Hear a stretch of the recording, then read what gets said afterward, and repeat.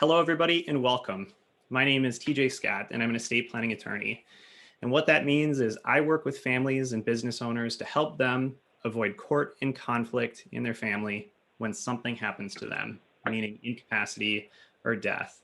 And I am here this evening with Brennan McCarthy. Brennan is the Director of Financial Planning at Boulevard Wealth Management, and he's here. He can speak for himself. So I'm going to go ahead and kick it over to Brennan.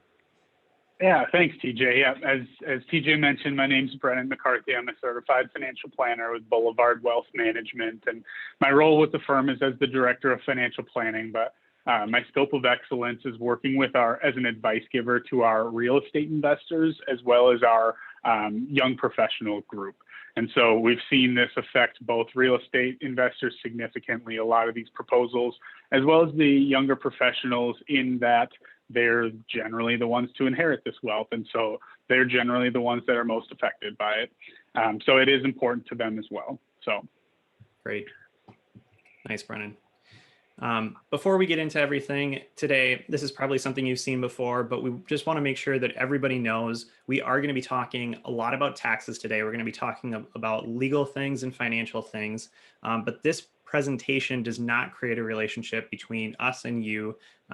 The information that we're giving you is exactly that. It's for informational purposes. And we really encourage you to bring your questions, about your specifics, but keeping in mind that any answers that we're able to provide over a webinar platform like this are really just for informational purposes. If you want to form a relationship with one of us, I know I would welcome it and Brennan would welcome it. And we encourage you to reach out to us if that's the case. And we can be more specific and give you more information about your individual circumstances, if that's the case. So I want to start here because it's really foundational to what we're going to be talking about today. And I believe everyone here is probably familiar with income taxes. That's ridiculous. Of course, everyone here is familiar with income taxes. We all know them and we all hate them. And I've included it here with estate and gift taxes because I want to highlight how different estate and gift taxes are.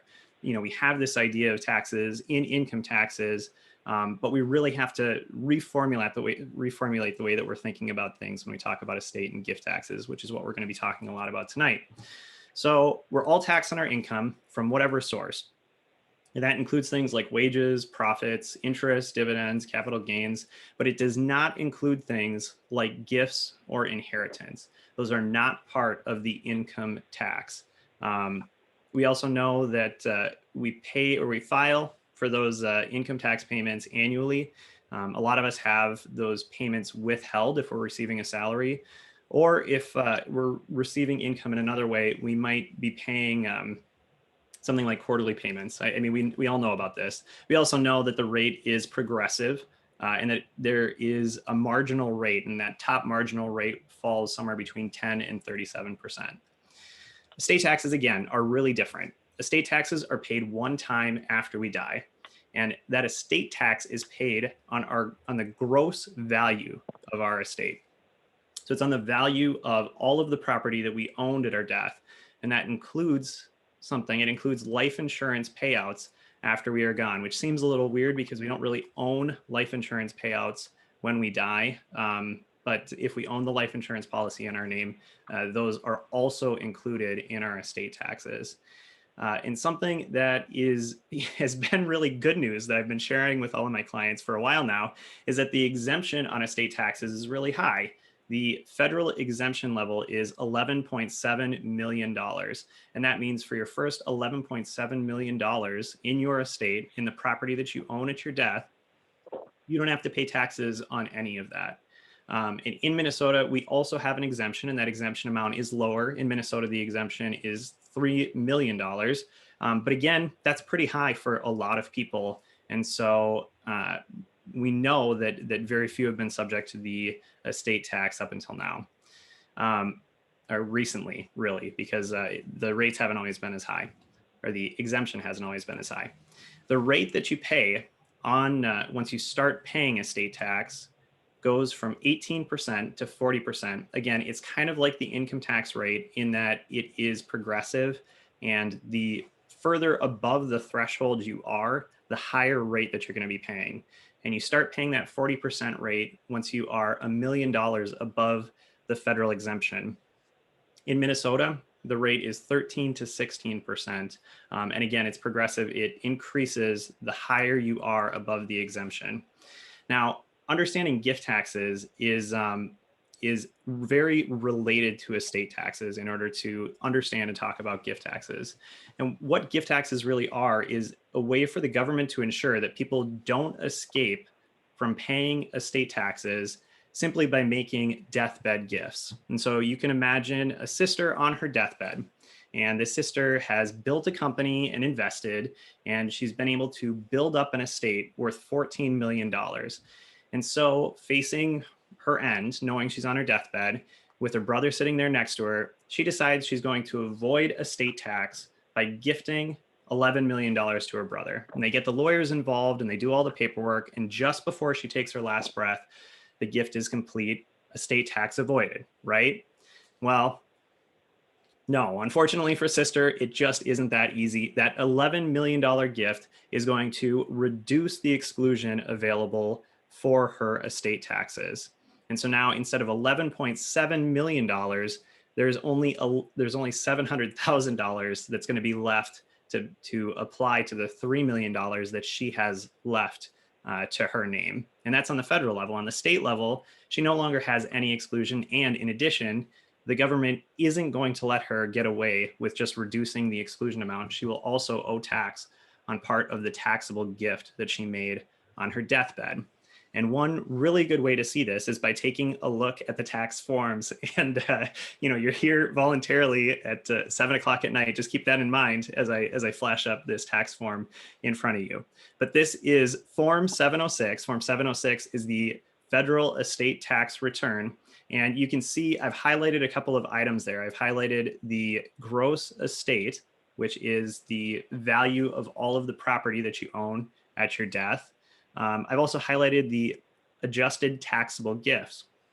And so you can see where that number is coming into the estate tax return, and that you can't avoid paying estate taxes just by gifting out your property. You can also see where the basic exclusion amount is coming in. And right underneath that is you can see it's the deceased spousal unused exclusion. And we'll talk about that in a little bit. It applies to something called portability, which is something that's available for federal estate taxes, but is not available for the Minnesota estate tax. And so here again is another tax form. This is the Minnesota 706. So it's the Minnesota estate tax return. And you can see here that I've highlighted where those federal taxable gifts are coming in. But important to note here is that Minnesota only tracks gifts that are made within 3 years of the decedent's death. And so that's really important to know because it means that there's some gift planning that's available in Minnesota that isn't possible on the federal level. So I've talked about all of this because for a number of reasons, because it's really important to understand what we're talking about when we talk about estate taxes and what we're talking about when we talk about gift taxes and gift tax returns. And so we're getting into that conversation about gifts and gifting right now. And one of the concepts that we really need to know is a concept called annual exclusion. And the annual exclusion right now, it's $15,000 per donee, means that if you give up to that amount, you don't have to report that gift as a taxable gift. You don't have to file a Form 709, which is the gift tax return. It's not going to show up on your estate tax return when you die, or on your estate's estate tax return when you die. It's just an amount that you can give every year without any gift tax consequences or any estate tax consequences. And it's really important because it really features in a lot of the strategies that we're going to be talking about a little later tonight. And so here is how the annual exclusion works. I know $15,000 might not sound like a lot when we're talking about 11.7 million and 3 million, and later we'll be talking about 3.5 million and a million and all these different numbers. But $15,000 can really add up. So you can imagine one parent giving a child $15,000. They're able to transfer that $15,000 out of their estate by making that gift. And you can repeat that over time. You can imagine if they repeated it 10 years, that would be $150,000 that's out of their estate. It's nothing to sneeze at. But if you remember that $15,000 is per donee, and it's also per donor. So if you have a married couple and they're each gifting $15,000 to their child, they are collectively able to gift $30,000 to that child in 1 year. And if you multiply that out again by 10 years, all of a sudden that's $300,000 that they're able to gift over 10 years. And here's where it gets a little crazy with all kinds of arrows flying all over the place. But if there are 2 parents and 2 kids, then all of a sudden you can see that amount goes up to $60,000. And if you go even further, if there are 4 children, all of a sudden that amount is $120,000 in a year. So we're talking about $1.2 million in 10 years. And if you start to include their spouses as well, which is a possibility, all of a sudden you have 4 kids plus 4 spouses, and we're talking $240,000, which means that within 4 years, you can almost reach $1 million in transfers out of the estate. So now, before we go on, I'd like to pass it over to Brennan to talk about cost basis. He's the best person between us to be talking about this. And so I'll pass it over now. Thanks, TJ. Let me get all right. Can you let me share my screen here? Can, yeah. I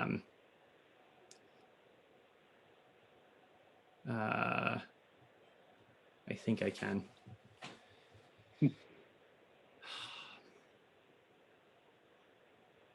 Is it giving you an error?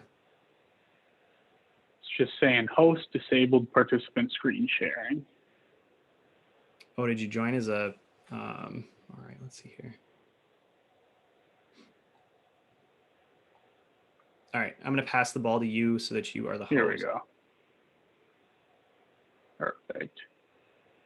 There we go. Okay. So, so let's talk about cost basis, because I want to talk about the existing tax structure before we get into the proposals. I think it's important that we kind of review how it works. I think most people here kind of have a general concept of what cost basis is, how things are taxed. So I will run through this pretty quickly. Please stop me, shoot something in the chat message thing if you do have questions. But so again, let's talk about cost basis. We think of it as we pay taxes based on the gain. So if we paid X price at purchase and we have the asset appreciated in value and we sell it at Y price, this gain, that Y minus X, is the portion that becomes taxable. So instead of using X's and Y's, it's way more confusing. Let's look at a real number example. So let's think about a stock. And again, let's think about this stock as being a $100 stock. We purchased it at, it appreciated up to $130 when we sold it, and now we've got $30 of gain. And so the math problem behind that, of course, we've got capital gain of $30 here. And at the top income tax, long-term income tax bracket, as of today's structure, that's 20%. So we'd be subject to $6 of taxes, right? And so instead of having $30 of gain, the after-tax gain is only $24. Let's look at it from the example of a home. The reason this becomes more complicated is because there is what's called a homestead exemption. So the homestead exemption applies for a primary residence. You can exempt $250,000 of gain. If you're a single tax filer, if you're married, you can actually exempt up to $500,000 of gain. So let's think of this as a single filer, and let's assume that again, a home was purchased at $100,000. We hold it for a number of years and then sell it at $450,000. So we've got $350,000 of gain when we go to sell it. And so because of the homestead exemption, we get to reduce that gain according to the IRS by $250,000. And now we're only subject to $100,000 of gain on this home sale. So $100,000 of gain times 20% is a $20,000 tax bill. So again, instead of a $350,000 profit, our after-tax profit is $330,000. So we're trimming that down by $20,000, of course, for taxes. Now, because I work with a lot of real estate investors, A lot of them have pushed, are getting panicked and are wanting to sell now instead of waiting. And we'll explain a little bit why based on some of the proposals that have come out. But I wanted to show the rental property as an example because we don't get that homestead exemption, right? It's an investment. The government doesn't want to reward investments. They want to reward the everyday American that owns a home. So if we buy it at $100,000, we sell it at $450,000, we've got $350,000 of gain that we have to pay taxes on. Instead of the $100,000 from before, we've got a $70,000 tax bill. So really we lost $50,000 in taxes on this example, as opposed to the primary residence, because we don't get that homestead exemption. The other caveat I want to introduce, and it does become complicated quickly, but is the rule where if you were to live in this property as your primary residence for 2 out of the last 5 years, so let's say 5 years ago, I lived in it for 2 years straight, and then I decided to rent it out as a rental property. You still would be allowed to claim some or all of that exemption, depending on a number of different rules. But again, think about this example. This is a $50,000 tax bill that could potentially be saved. So weighing those options, is that $50,000 important enough to me to try and move into the strategy where I'm living in it for 2 out of the previous 5 years or not? That's a decision that would have to be made by you. So the last thing I want to talk about is the step up in cost basis. So again, we're thinking about this instead of a purchase, sale, gain, as a purchase, hold until death, and then die with the asset. So we purchase it again at $100,000. Instead of selling, we hold it until death, and the value of that property is $450,000 at death. What happens at death is the cost basis steps all the way up to $450,000. So if my heirs inherited this $450,000 property and they sold it immediately, there's $0 of gain. They owe nothing. This is, as you can probably imagine, from a political standpoint, and is a place that they're trying to go. And this is one of the major proposals that they're saying, is to eliminate this step up in cost basis. So there's a lot of reasons why we wouldn't want this from a economic standpoint, from a just general flow of funds. Really, we want to encourage holding for as long as possible. It keeps the wheels of our economy greased. And so what happens if we don't get that step up in cost basis, and now we owe a $70,000 tax bill, most heirs would be required to sell the property or put a lien against it to pay that tax. And so you can see the potential problems with not getting this step up in cost basis. So we'll see what happens with the proposals too. And I'll have TJ kind of expand on what those proposals are next here. So TJ, if you can take it away. Yeah. Can you right click on my face and make me the host again? Yes, there you go. Great.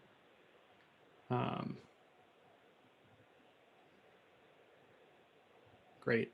And I'll see if I can get you. Yeah, I don't know if I will, but we'll figure it out. We'll keep passing the ball back and forth like this to make it work. So that's great. That was a really good rundown of cost basis. One important thing to note is that we find cost basis in the income tax, and that's where we're really talking about cost basis and step up in basis, and that's where the capital gains is coming in, is in that income tax amount there. So one thing to really highlight is that there is a logical basis for the step up. There's a logical basis for the step up in basis. And so really the reason is because property is subject to estate taxes. And so we're going to make it exempt from income taxes then when it goes to the beneficiary. So there is that kind of logic behind it. And I'll illustrate that in just a minute. There's also a practical kind of a common sense reason to have the step up in basis. And the reason is that it really avoids the record tracking hassle of trying to determine basis in assets where basis can be hard to determine. One of the primary examples of this is trying to determine the basis of stock. And in order to know the basis of stock, you have to know exactly when it's purchased. You have to know if there were adjustments to that basis, including things like dividends paid or if the stock split. And if you know that the estate is under the estate tax exemption, then right now under the current system where we have an unlimited step up in basis, you don't have to worry about that stuff. It's not an issue that presents itself. But if we start to limit the step up in basis and need to apply it to certain assets, we are going to have to know the basis in stocks and investments and businesses and figure out what that is. And so this is the case that we had from before. And you can see that although there's no estate tax due, because the value of the business is less than the estate tax exemption, you can see that the business's value would have been applied to or would have been subject to estate tax if it had applied. And so you can see that now the new basis is stepped up to $450,000. And you can really see this at play when you multiply everything by 100 and you really make it bigger. It really starts to show up. So here, in this, pretty simplified example, but you can see that there is estate tax. The value at death is $45 million. And so that's going to be subject to the estate tax. And the estate tax that it's subject to, or the estate tax that it needs to pay is $13.32 million. And so it kind of makes sense when, the value of the estate is already being reduced by 30%, that the basis would be stepped up to that value at the death. And that's what I'm really talking about when I talk about the logistics or the logical nature, of the step up in basis. So the proposed changes, now we're going to get into what those proposed changes are. And this is what they look like. It is very difficult to nail down exactly what changes are being moved forward right now. And there are a lot of proposals out there. There are a lot of different factions who are working on it. But as near as I can tell, this is kind of a worst case scenario type of a picture of what might happen.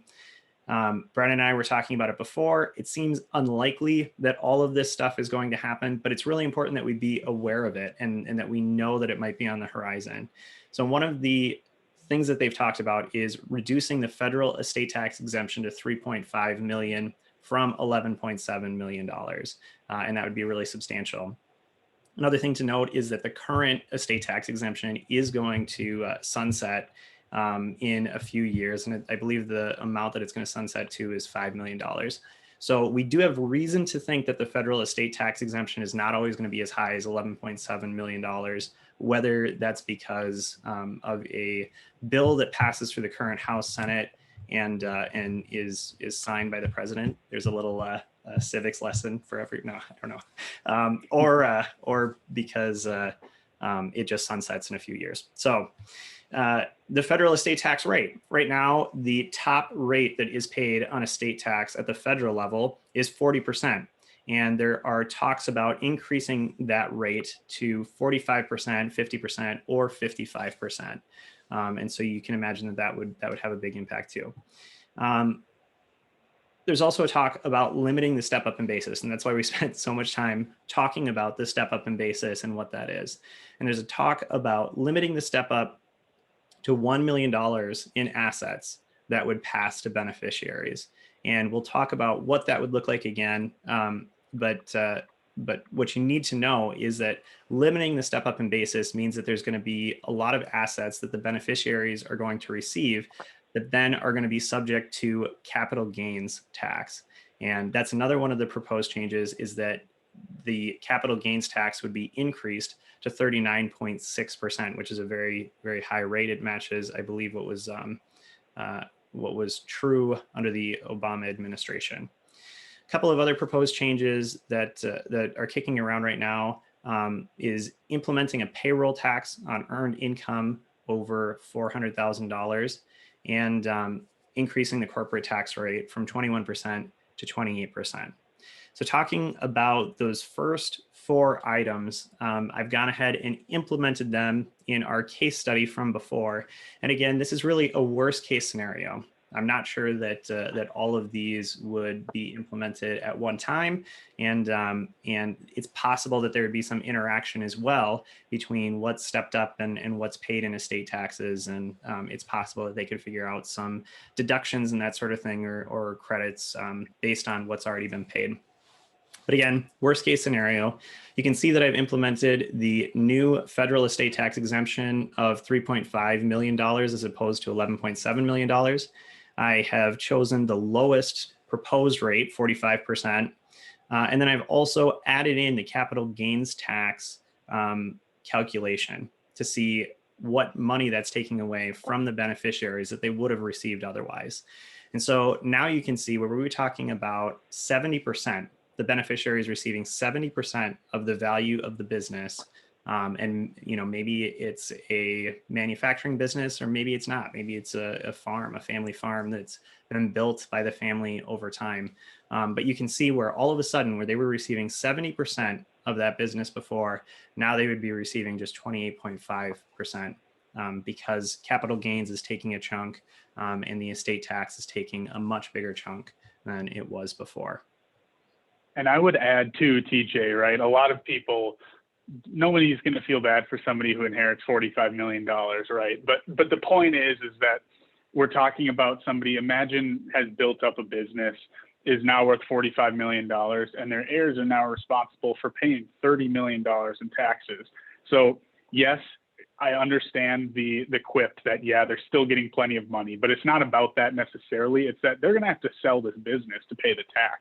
And so the general idea of keeping the business in the family becomes completely unsustainable at this level when we owe this much taxes. So I don't want to complain about this for wealthy people, but just keep in mind that that's more what it's about than the actual dollar amounts, is that how are we going to solve for this if we owe 75, 60, whatever it is, percent of the value I inherit towards taxes. So exactly. Yep, exactly.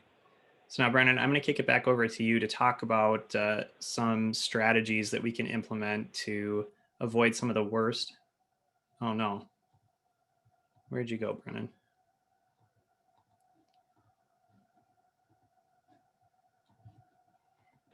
All right. Have we got you back? All right, make host. Sorry about that, Brennan. Okay, now we've got you as host. You're muted right now, but if you can go ahead and unmute, you should be able to share your screen. Apologies. Apologies. Perfect. Everybody. Okay. No problem. Can you see everything okay? Looks good. Am I on the wrong screen? I think I am. Sorry about that. There we go. Okay. So I wanted to kind of recap what's being proposed, and then I want to talk about some strategies that we can use to work around them, or at least minimize taxes in the best way, most efficient ways possible. So the first part is affecting high income Americans. And so specifically, this is really targeting Americans earning more than $400,000 a year. The first one being a very significant, fairly radical proposal in taxing capital gains at 39.6% on income over $1 million. Again, I can have the same argument, or I can play devil's advocate about who feels bad for somebody making more than $1 million. And I do hear you on that. The quip, or the counter argument towards that, is what this is proposing is to make the long-term capital gains rate the exact same as the short-term capital gains rate for these people. And there is, whether you want to call it a loophole for wealthy Americans or not, there is a real effective reason why the long-term rate is lower than the short-term rate. We want to encourage people to hold long-term. And again, it goes back to what I was talking about keeping the economy like the wheel greased, right? And so we don't want these constant frictions of buying and selling. And if I'm going to pay the same tax rate, whether I buy it today and sell it tomorrow, or hold it for 10 years, then I have no incentive to hold it. I can just keep going from one to another, and that causes frictions in the economy. So like I said, there is a reason why the long-term capital gains rate is lower than the short-term capital gains rate. And so we'll see what happens with that proposal. But I just wanted to add that there. So the other things are adding a 12.6% payroll taxes on earnings above 400,000. The payroll tax is thought to be slightly more regressive tax, so the opposite of progressive, in that it's only Social Security tax is only subject to currently the first approximately $143,000 of income. And so anything earned above that, you don't owe that payroll tax. And so really it affects only Americans earning between 0 and 143,000. Again, limiting itemized deduction benefits for income over 400,000, and then raising the top ordinary income tax bracket, just reverting back to the Obama era tax rates from 37 to 39.6. In the middle there, we're raising the corporate tax rate from 21 to 28. Similar to the payroll tax, I do see the corporate tax rate as more regressive tax in that it is going to affect the top down. What we see here is corporations are not going, they're going to hold on to their margins, right? And so if their profit margin gets slimmed by 7%, I'm sure you can imagine they'll easily handle that by raising their prices by 7%. They're not going to lose margins. They're just going to pass it on to the consumer. Unfortunately, what we see as the flow of the economy is consumers are heavily biased towards the lower income. Corporate tax rates, by raising them, it actually tends to affect the lower side of the income bracket because of that reason. Lower income Americans are more heavy consumers. They tend to spend about 99 to 100% of their income. The top 1% or even the top 10% spend something like 70% of their income. They buy assets with their money. And so they're buying stocks, companies, appreciating assets. So that's why that one isn't quite as targeted towards the wealthy Americans, but we can understand why, right? And then we'll talk specifically about some of the estate planning strategies around the death tax due on estates over $3.5 million, and then eliminating that step up in cost basis on inherited property over $1 million. So let's look at some strategies for the higher income Americans. And again, it's specifically those earning more than 400,000. I want you to look at this chart on the right here, because when I pulled this up, it was fairly big surprise to me, because I would imagine you all are doing the exact same thing that I did, is where's the United States on here? And it's actually about 3/4 of the way down. So I actually personally was surprised. I feel like I hear a lot of complaints about how high taxes are, but when we're comparing ourselves, specifically the income tax and the payroll tax piece, comparing ourselves to other developed nations, we're actually in the lower half and probably on the top part of the lowest quartile even. But an easy strategy to limit that 12.6% payroll tax is more targeted towards business owners in just structuring the way your compensation is built. So specifically, salary and bonus, those are the two that are going to be subject to payroll tax. If I'm a business owner, I can take my income in two separate ways. I can take it in salary or bonus, or I can take it in profit distributions from the business. So limiting payroll, as in salary plus bonus, to 400,000, and just increasing business profits to accommodate that for that shift. So again, this is easier said than done for business owners. It does limit some flexibility, especially if there are multiple owners. We have to prorate profit distributions out based on your percentage of ownership. So there is a lot less control there. But it's another strategy for limiting income taxes there on the payroll tax side. So let's look at a quick example. Really, it's the same thing I just mentioned, but let's think about a highly compensated married business owner in Minnesota that's got $750,000 of taxable income. How can we minimize taxes? By restructuring that income, right? So the easiest way, again, I'm focused on a business owner here, right? So we can, if I'm an owner or if I'm a sole owner, I can just structure my salary at 400,000, and then 350,000 of that can come as business profit distributions. Again, that business profit distributions still do have another tax rate table. If we're talking about a C corp, there's some other, there's double taxation involved. There's that corporate tax rate that's also increasing by 7% as opposed to the 12.6. But also, like I said, there's double taxation. So now we're taxed on the dividends or the distribution from the business to the owner. So between it's another important consideration when structuring an S Corp versus a C Corp as well for business owners. Some other things with the high income Americans is that capital gains tax rate going up for income over $1 million. What we don't see this that often, right? There aren't that many people earning more than $1 million per year. But again, I'm going back to the business owners because that's where we see it the most. But focusing on giving gifts during your lifetime. And so TJ ran through that about giving $15,000 per year per heir. The other thing is focusing on gifting the lowest tax basis property to your heirs. So for my real estate investor clients, it's maybe bringing in an heir as a partner on some of those lower basis properties, or just picking a lower basis stock, transferring the stock to them and letting the heirs sell that stock at their lower tax rate. These are strategies that we use to kind of optimize our entire generational wealth picture. So how can we transfer it to pay the lowest amount of taxes? And then again, we don't see, like I said before, we don't see income over $1 million that often, but when we have seen it frequently is trying to sell a business. And so a very simple way to work around this or limit the taxes is by selling via an installment sale. If we can sell the business over, let's say, a 5 or a 10-year period, we can limit the amount of gain that we're realizing over time instead of taking a lump sum. And we may be able to stay under the $1 million threshold. Even if not, we can keep as much of it as possible below that threshold. So aside from that, we do use a lot of charitable remainder trust strategies. Those can be a little bit more complicated, dealing with transferring a business or low basis property into a charitable remainder trust, selling the property inside of the trust, and then we can structure it in a couple different ways. The most common is the annuity, CRAT, charitable remainder annuity trust, where I receive an income stream over a specified term. I get a tax deduction based on the future value of that property, and then I get to spread out the income taxes over that term, typically 10 years or so.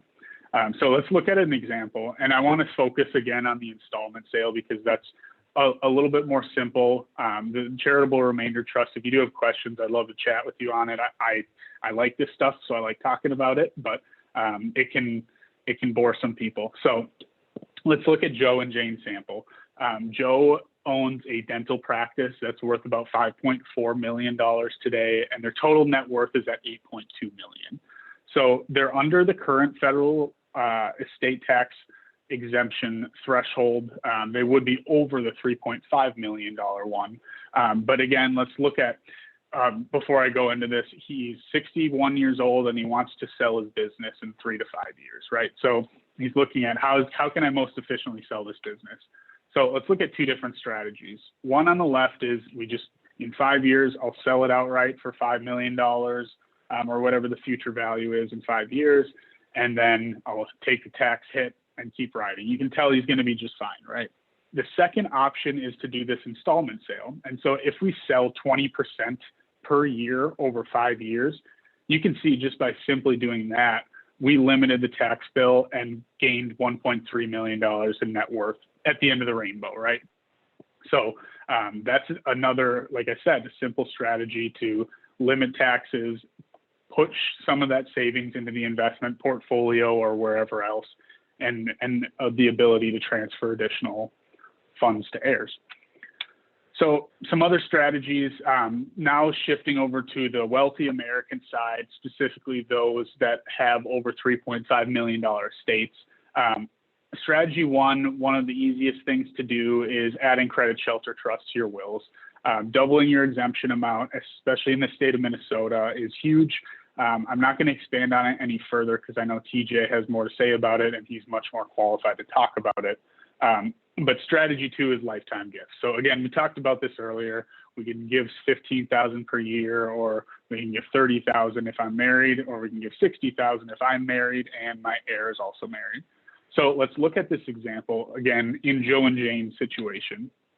So let's look at using our financial planning software. I was able to kind of build this structure and say, scenario one, we do no gifting, we continue on the path for 20 years, and then we die in 2041 with an $18.8 million estate.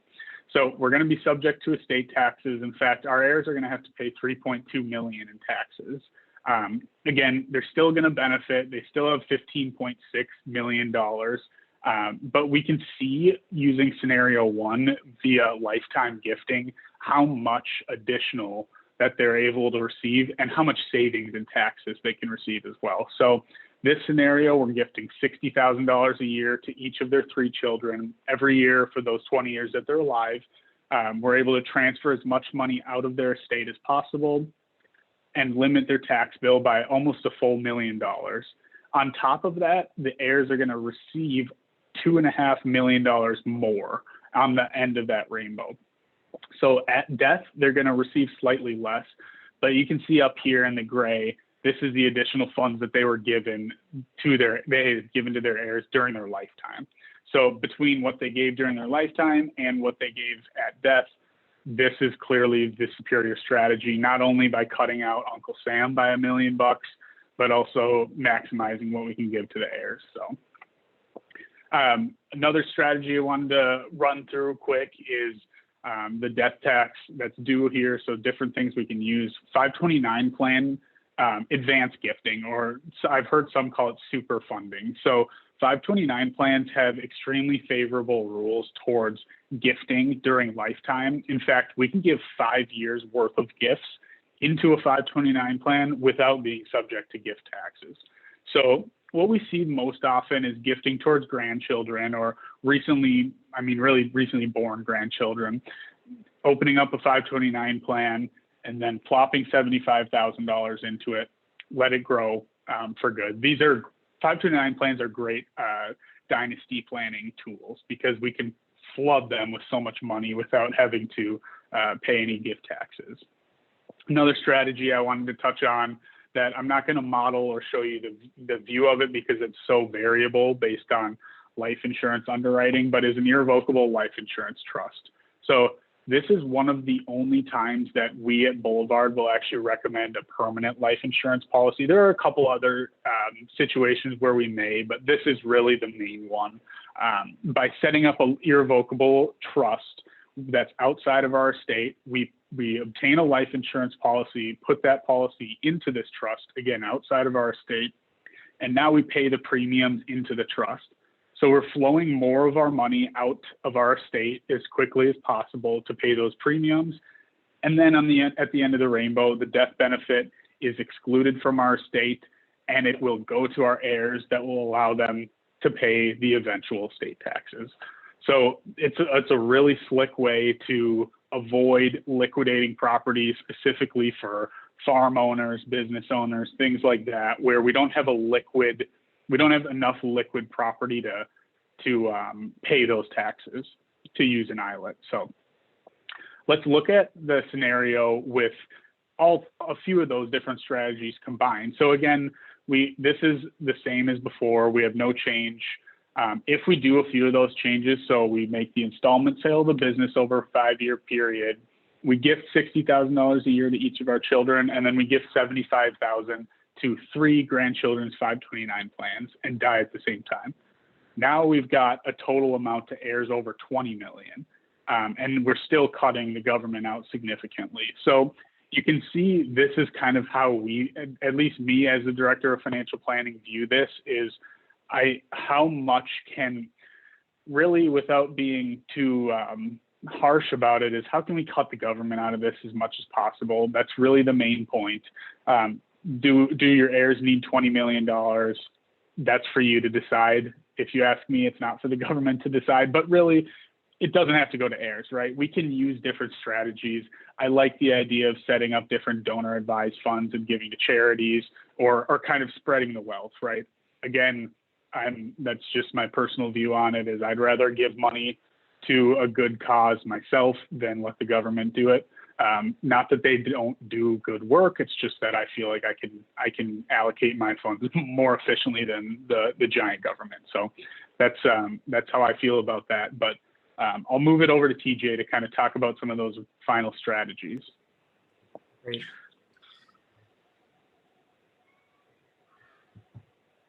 Perfect.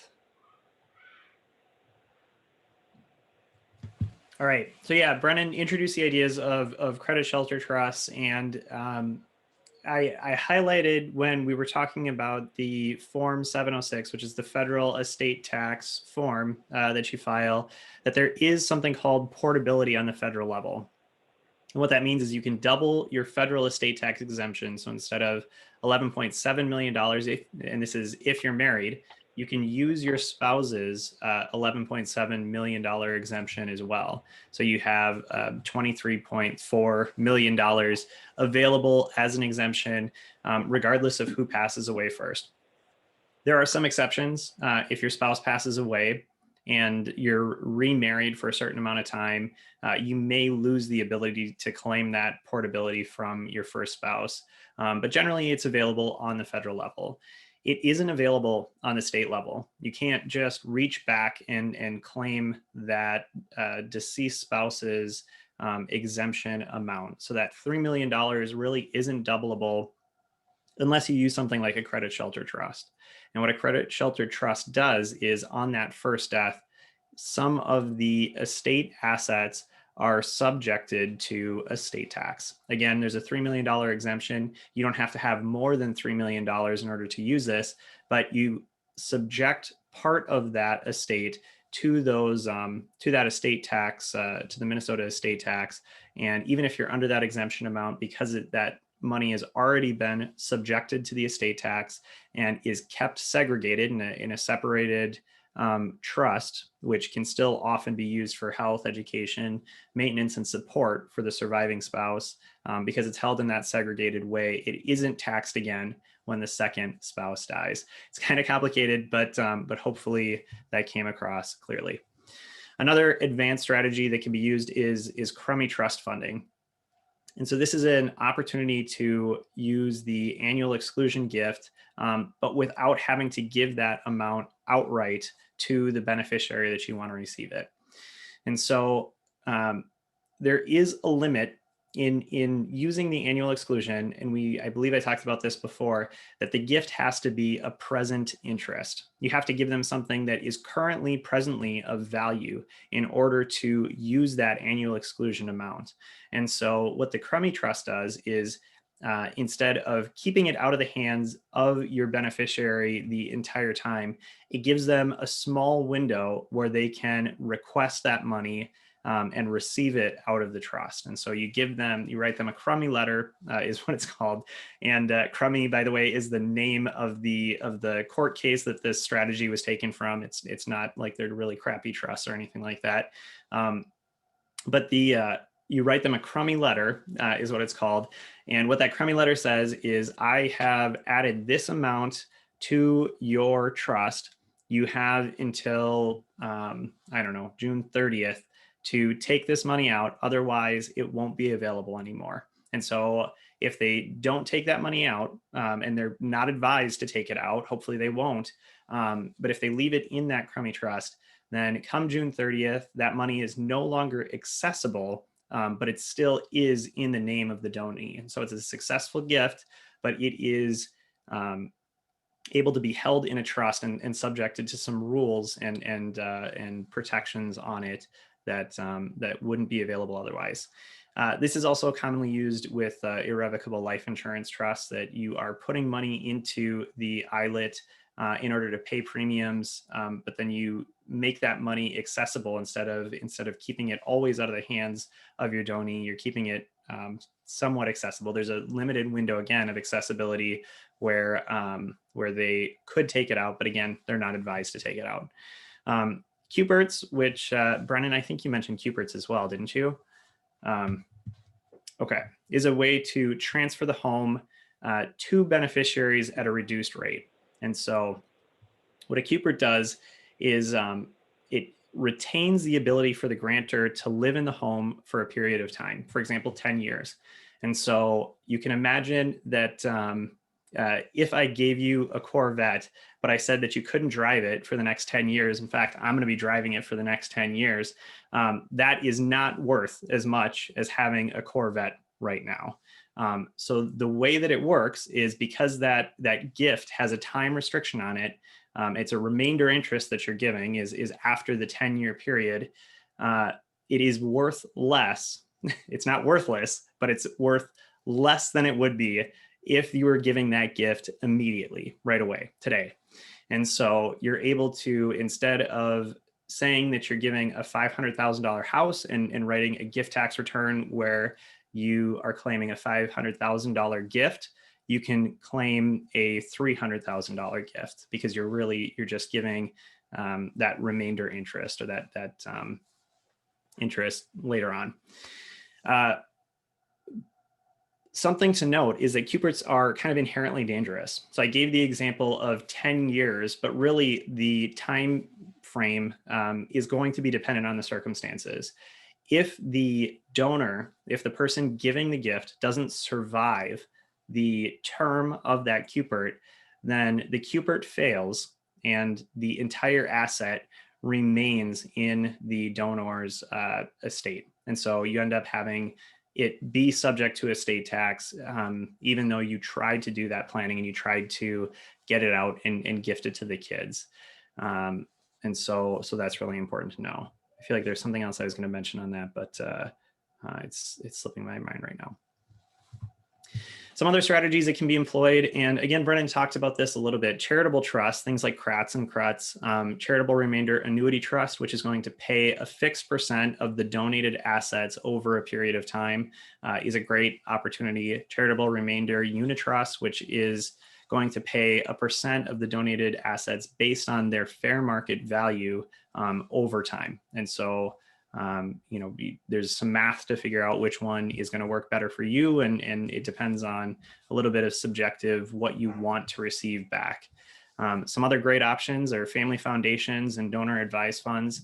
They are ways that you can make charitable intentions or give charitably, but a family foundation or a donor advised fund can also employ your children or employ your grandchildren down the road and give them a sense of purpose, and it can give them some income over time in a way that's free from estate tax consequences.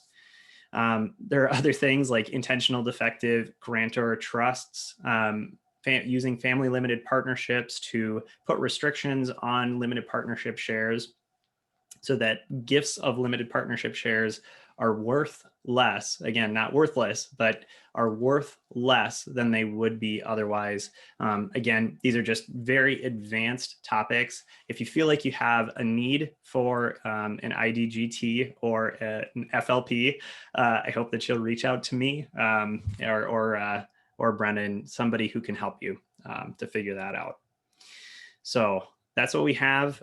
We would love to take questions. I imagine that there are probably some out there with all those acronyms right at the end. Another thing, I'm going to go ahead and put my calendar in the chat box. And if you have a need or if you have a desire to connect with me, you can click on that calendar link and connect with me there. And I have time for some free 15-minute consultations. I also have some time for a full family wealth planning session. Again, if you think that your estate is going to be subject to tax and you know that you need to do some planning, I really encourage you to reach out to an estate planning attorney like myself who can get you squared away and help you figure out the next best steps to take going forward. And there I can see Brennan posted his calendar as well. Brennan? Yeah. Thanks, TJ. Mm-hmm. Yeah, it was fun. Good. Yeah, I'm not seeing any questions coming in. We'll hold on just for a second, but yeah, it was it was fun. Oh man, we're getting to be nerds. No, most people. Oh yeah, no, that's what I say. I'm like, no one in their right mind would be interested in learning about tax law and estate planning, but it is extremely valuable to people that need it. So it's all about problem solving, and if you're interested in problems and problem solving, it can be really interesting. So all right, well, I'm not seeing any questions come in. We'll go ahead and give you back 6 minutes of your night here. Again, we really appreciate you joining us. My name is TJ Scott, and again, Brennan McCarthy. We'd love to help you in any way and serve you in any way that that you can think of. Thanks. Hope to connect with you soon. That's fantastic. Have a good night, everybody, and take care.